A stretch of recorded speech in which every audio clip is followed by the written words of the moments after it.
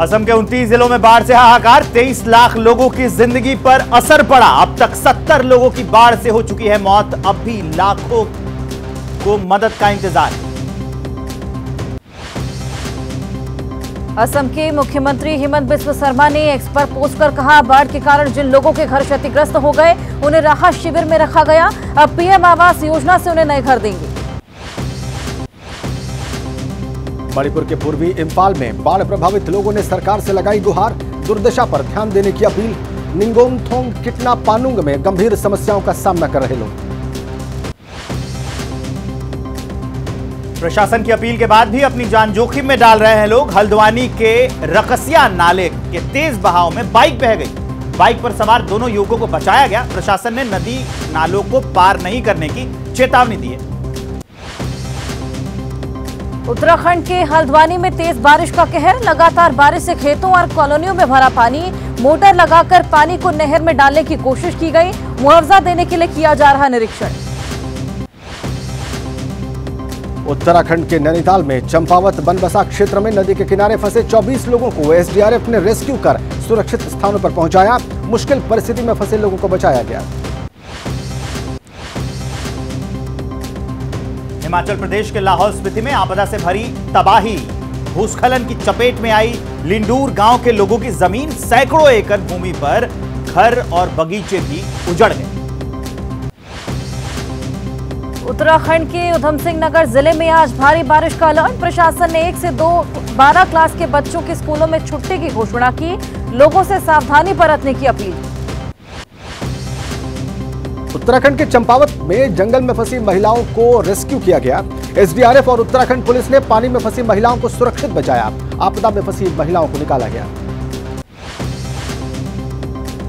नेपाल से 4.4 क्यूसेक पानी छोड़े जाने से उफान पर पहुंचा नारायणी का जलस्तर। घर, स्कूल और अस्पताल सभी डूब गए। ट्रैक्टर पर सवार डीएम एसपी विधायक ने गांव का दौरा किया। एनडीआरएफ की टीम ने 60 लोगों का रेस्क्यू भी किया है।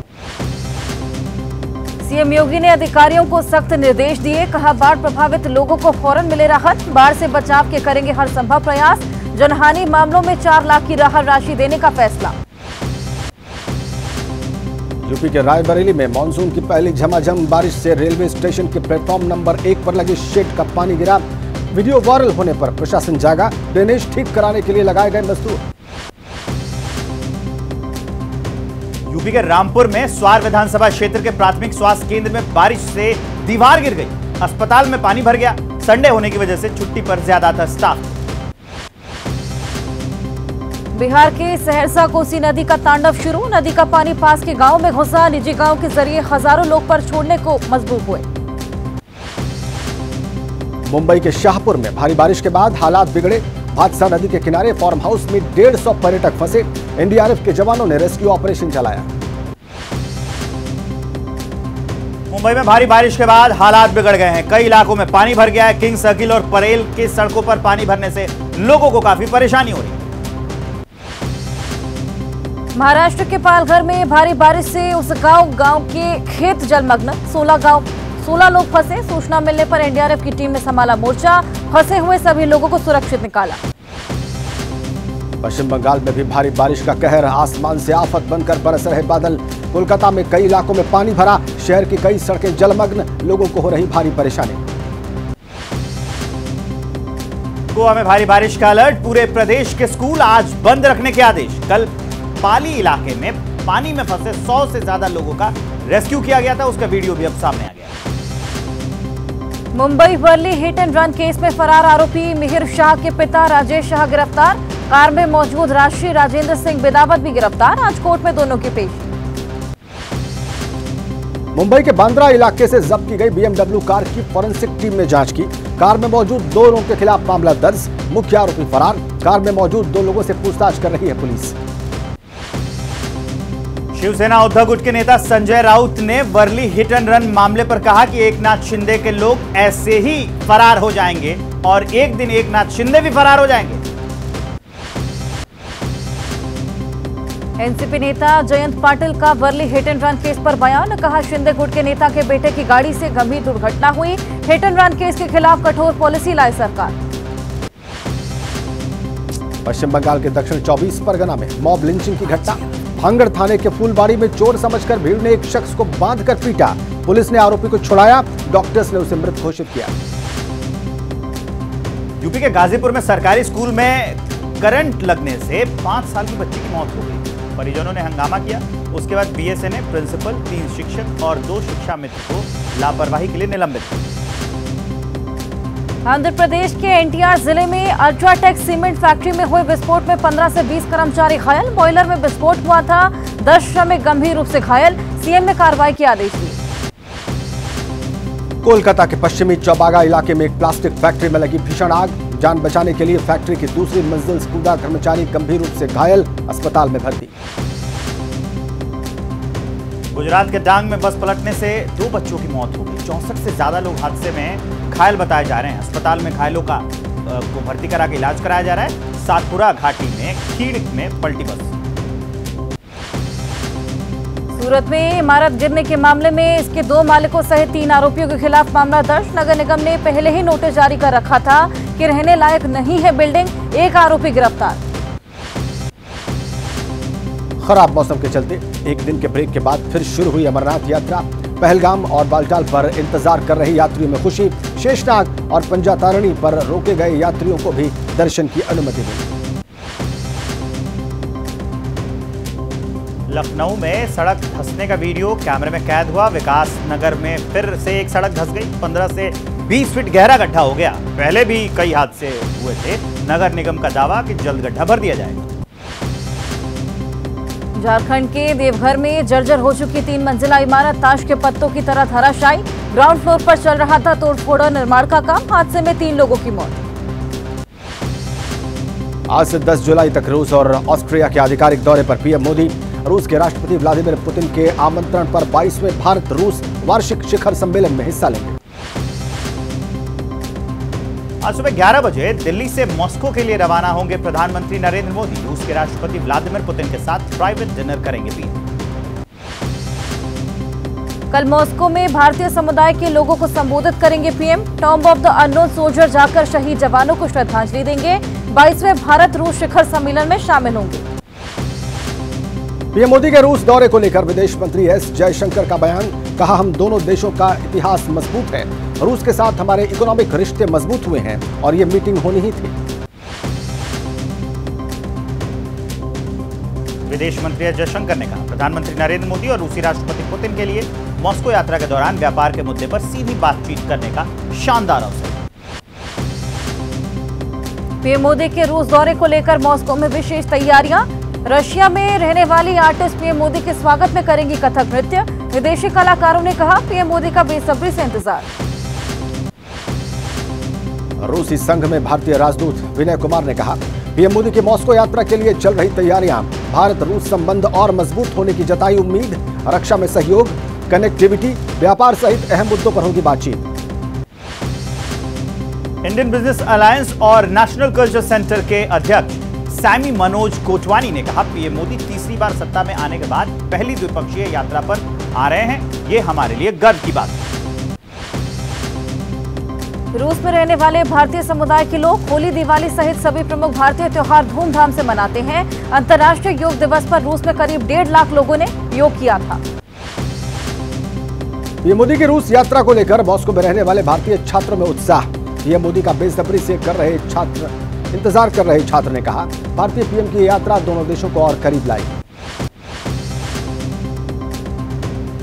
शिवसेना उद्धव गुट के नेता संजय राउत ने पीएम मोदी के रूस दौरे पर बोला हमला। कहा, पंडित जवाहरलाल नेहरू जी और इंदिरा गांधी जी की पॉलिसी की वजह से रूस हमारा सबसे पुराना मित्र है। छात्र संगठन नाइसा के सदस्यों ने दिल्ली के जंतर मंतर पर प्रदर्शन किया। परीक्षा में धांधली के लिए एनटीए की खामियों को बताया जिम्मेदार। नीट 2024 की दोबारा परीक्षा कराने की मांग की। हाथरस और गुजरात के बाद आज मणिपुर जाएंगे राहुल गांधी। जिरीबाम और चूराचांदपुर जाकर हिंसा पीड़ितों से करेंगे मुलाकात। फिर इंफाल में राज्यपाल को सौंपेंगे ज्ञापन। मणिपुर दौरे से पहले राहुल गांधी जाएंगे असम सिलचर में बाढ़ पीड़ितों से मुलाकात होगी। राहुल शिविरों में जायजा लेंगे। असम में करीब 23 लाख लोग बाढ़ से प्रभावित हैं। राहुल गांधी के मणिपुर दौरे के बहाने उद्धव गुट के नेता संजय राउत का पीएम मोदी पर तंज। बोले मणिपुर के लोग प्रधानमंत्री का इंतजार ही करते रह गए, आखिर वहां राहुल गांधी ही जा रहे। मणिपुर के बाद कल अपने संसदीय क्षेत्र रायबरेली जाएंगे राहुल गांधी। चुनाव जीतने के बाद दूसरा और नेता विपक्ष बनने के बाद राहुल का यह पहला रायबरेली दौरा होगा। हाथरस कांड पर राहुल गांधी ने सीएम योगी आदित्यनाथ को पत्र लिखा है। मृतकों के परिवार को मुआवजा बढ़ाने समेत दोषियों के कठोर सजा की मांग। अभद्र भाषा के इस्तेमाल पर टीएमसी सांसद महुआ मोइत्रा पर एफआईआर दर्ज। बीएनएस की धारा 79 के तहत दर्ज हुआ मामला। राष्ट्रीय महिला आयोग की अध्यक्ष रेखा शर्मा पर अभद्र टिप्पणी की थी। कृषि मंत्री शिवराज सिंह चौहान ने राहुल गांधी के बयान पर किया पलटवार। बोले संसद में राहुल ने एमएसपी को लेकर बोला झूठ, भ्रम फैलाने की उन्होंने कोशिश की। केंद्रीय मंत्री गिरिराज सिंह का बड़ा बयान, कहा देश में शरिया कानून लाने की चल रही है साजिश, सनातन को खत्म करने का हो रहा है प्रयास, राहुल गांधी हैं इसके जिम्मेदार। राहुल गांधी पर चिराग पासवान का हमला। बोले कांग्रेस 100 का आंकड़ा पार नहीं कर पाई, मुझे नहीं लगता वो लंबे समय तक टिकने वाले हैं, अहंकार उन्हें ले डूबेगा। राजस्थान के शिक्षा मंत्री मदन दिलावर का राहुल गांधी को लेकर विवादित बयान। बोले चाणक्य ने सही कहा था, विदेशी महिला के पेट से पैदा बेटा देश का भला नहीं कर सकता। उद्धव गुट के नेता संजय राउत का बड़ा दावा। बोले देश में जरूर मोदी प्रधानमंत्री बन गए हैं, लेकिन बदलाव हो रहा है, मोदी और अमित शाह ज्यादा दिन तक दिल्ली में नहीं रहेंगे। झारखंड में आज हेमंत सरकार की शक्ति परीक्षा। फ्लोर टेस्ट में साबित करना होगा बहुमत, आज ही हो सकता है मंत्रिमंडल का विस्तार। जेएमएम, कांग्रेस, आरजेडी कोटे से बनाए जाएंगे मंत्री। हेमंत सोरेन को झारखंड विधानसभा में बहुमत साबित करने में 76 में 39 मतों की जरूरत। जेएमएम, आरजेडी और कांग्रेस महागठबंधन के पास फिलहाल बहुमत से ज्यादा वोट। जेएमएम नेता सुप्रिया भट्टाचार्य बोले फ्लोर टेस्ट में सिर्फ औपचारिकता पूरी करनी है, मेरे पास बहुमत से ज्यादा 45 विधायकों का समर्थन। रांची में विशेष सत्र को लेकर हुई बीजेपी विधायक दल की बैठक। प्रदेश अध्यक्ष बाबूलाल मरांडी ने अध्यक्षता की। विश्वास प्रस्ताव के दौरान बीजेपी की रणनीति पर मंथन हुआ। मध्य प्रदेश में सीएम मोहन यादव के मंत्रिमंडल का आज होगा विस्तार। कांग्रेस छोड़कर बीजेपी में शामिल हुए रामनिवास रावत ले सकते हैं मंत्री पद की शपथ। यूपी में बीजेपी की हार पर पार्टी के केंद्रीय नेतृत्व का मंथन। पार्टी के दलित नेताओं के मुताबिक आउटसोर्सिंग में आरक्षण न मिलने से ओबीसी और दलितों में गया आरक्षण खत्म होने का संदेश। दिल्ली में बीजेपी कार्यकारिणी की बैठक में बीजेपी का संकल्प। अगले विधानसभा चुनाव में सरकार बनाने का संकल्प। राहुल को गुजरात का ख्वाब न देखने की सलाह। 7 राज्यों की 13 सीटों पर हो रहे उपचुनाव के लिए आज थम जाएगा प्रचार। इन सीटों पर 10 जुलाई को होगा मतदान, 13 जुलाई को की जाएगी मतों की गिनती। बिहार की 1, पश्चिम बंगाल की 4, पंजाब, तमिलनाडु और मध्य प्रदेश की 1, उत्तराखंड की 2, हिमाचल प्रदेश की 3 सीटों पर उपचुनाव होंगे। हरियाणा चुनाव को लेकर सीएम नायब सिंह का कांग्रेस पर हमला। बोले विधानसभा चुनाव में एक भी सीट नहीं जीत पाएगी कांग्रेस, राज्य में तीसरी बार बनेगी बीजेपी सरकार। चेन्नई में बीएसपी प्रदेश अध्यक्ष आर्मस्ट्रांग की अंतिम यात्रा में उमड़ी भीड़। बीएसपी प्रमुख मायावती ने भी चेन्नई पहुंचकर आर्मस्ट्रांग को श्रद्धांजलि दी। तमिलनाडु में आर्मस्ट्रांग की हत्या के बहाने बीजेपी ने स्टालिन सरकार को घेरा। कहा तमिलनाडु में राजनीतिक हत्याएं बढ़ी, सीबीआई जांच की मांग। गुजरात के अहमदाबाद में गृह मंत्री अमित शाह ने आधुनिक मल्टी स्पेशलिटी हॉस्पिटल का उद्घाटन किया। गुजरात के मुख्यमंत्री भूपेंद्र पटेल मौजूद रहे। महाराष्ट्र के सीएम एकनाथ शिंदे का उद्धव ठाकरे पर हमला। बोले लोगों ने हमारे पक्ष में वोट इसलिए दिया क्योंकि उद्धव ने बाला साहब के विचारों को त्याग दिया। पूर्व सीएम उद्धव ठाकरे ने किसानों से मुलाकात की। फसल मुआवजा, कर्ज माफी समेत कई मुद्दों पर बात की, मदद का भरोसा दिया। जम्मू कश्मीर में स्वास्थ्य मंत्री जेपी नड्डा ने जम्मू एम्स का निरीक्षण किया। स्वास्थ्य महकमे में जेपी नड्डा ने जरूरी दिशा निर्देश दिए। कहा जम्मू एम्स भारत के सर्वश्रेष्ठ संस्थानों में से एक। दिल्ली के एलजी विनय सक्सेना ने शिक्षकों के ट्रांसफर पर रोक लगाई। 5000 शिक्षकों के ट्रांसफर का जारी हुआ था आदेश।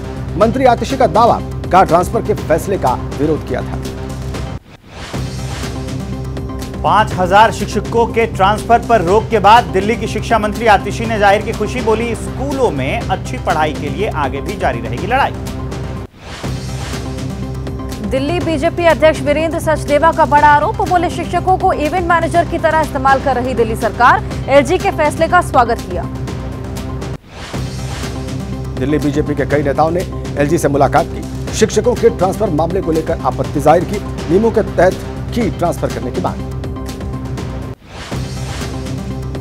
वकीलों से अतिरिक्त मुलाकात को लेकर केजरीवाल की याचिका पर हाईकोर्ट में आज सुनवाई होगी। केजरीवाल ने निचली अदालत के आदेश को चुनौती दी। केजरीवाल के आवास पर स्वाति मालीवाल के साथ कथित मारपीट मामले को हाईकोर्ट सुनेगा आज। केजरीवाल के पूर्व पीए विभव कुमार ने डाली है जमानत की अर्जी। दिल्ली सरकार के पूर्व मंत्री सत्येंद्र जैन की अंतरिम जमानत पर राउज एवेन्यू कोर्ट में होगी सुनवाई। शराब घोटाला केस में लंबे समय से जेल में है सत्येंद्र। बिहार में शिक्षक बहाली के लिए हो रही सीटीईटी परीक्षा में 12 मुन्ना भाई दरभंगा से गिरफ्तार हुए। फर्जी तरीके से दूसरे के बदले परीक्षा दे रहे थे। बिहार में 15 दिन में टूटे 12 पुल, जल संसाधन विभाग के 11 और ग्रामीण कार्य विभाग के 11 इंजीनियर्स पर गिरी गाज। टूटे हुए पुलों की एबीपी न्यूज ने की पड़ताल। तेजस्वी यादव का बीजेपी और जेडीयू सरकार पर हमला तेज, कहा डबल इंजन सरकार में पुल चढ़ रहे, भ्रष्टाचार की भेंट, पेपर लीक से परेशान है छात्र। जम्मू कश्मीर के कुलगाम में आतंकियों से मुठभेड़ में शहीद जवानों का आज होगा अंतिम संस्कार। 2 अलग अलग मुठभेड़ में 6 आतंकी ढेर, 2 भारतीय जवान शहीद हुए। हरियाणा के जींद जिले के पैरा कमांडो प्रदीप नैन का पार्थिव शरीर सुबह 9 बजे उनके पैतृक गांव जाजनवाला में उनके घर पहुंचेगा। पूरे सम्मान के साथ उनका अंतिम संस्कार किया जाएगा। 2015 में सेना में भर्ती हुए थे प्रदीप नैन। उनकी काबिलियत देखकर उन्हें पैरा कमांडो बनाया गया। परिवार के इकलौते बेटे प्रदीप की 2022 में शादी हुई थी। बच्चे के जन्म से पहले हुए शहीद। महाराष्ट्र के अकोला जिले के शहीद सिपाही प्रवीण जांजल प्रभाकर का पार्थिव शरीर आज सुबह 9 बजे मोरगांव भकोरे गांव के उनके पैतृक आवास पर पहुंचेगा। आज ही अंतिम संस्कार किया जाएगा। हाथरस कांड में भोले बाबा के वकील एपी सिंह का बड़ा दावा, सभा में साजिश के तहत 12 से 15 लोग लेकर आए थे जहरीला स्प्रे के बाद सांस लेने में समस्या से लोगों की मौत हुई। हाथरस की घटना की जांच में जुटा न्यायिक आयोग, घटनास्थल का निरीक्षण किया, कहा जिससे भी जरूरत होगी उससे करेंगे पूछताछ। 2 महीने के अंदर आयोग को देनी है रिपोर्ट। हाथरस कांड से जुड़ा एक ऑडियो सोशल मीडिया पर वायरल है। ऑडियो में सेवादार ये कहते हुए सुना गया कि बाबा ने पहले ही कहा था कि प्रलय आएगी। यूपी के मुरादाबाद में भगदड़ में मारे गए लोगों के परिवार वालों की मदद के लिए आगे आया जमीयत उलेमा हिंद। पीड़ित परिवारों को 10-10 हजार और घायलों को दे रहा 5,000 रुपए। हाथरस कांड के आरोपियों पर यूपी के डिप्टी सीएम केशव प्रसाद मौर्य बोले, जांच आयोग बना हुआ है और जांच आयोग की रिपोर्ट पर जो भी दोषी पाए जाएंगे उन पर कार्रवाई होगी।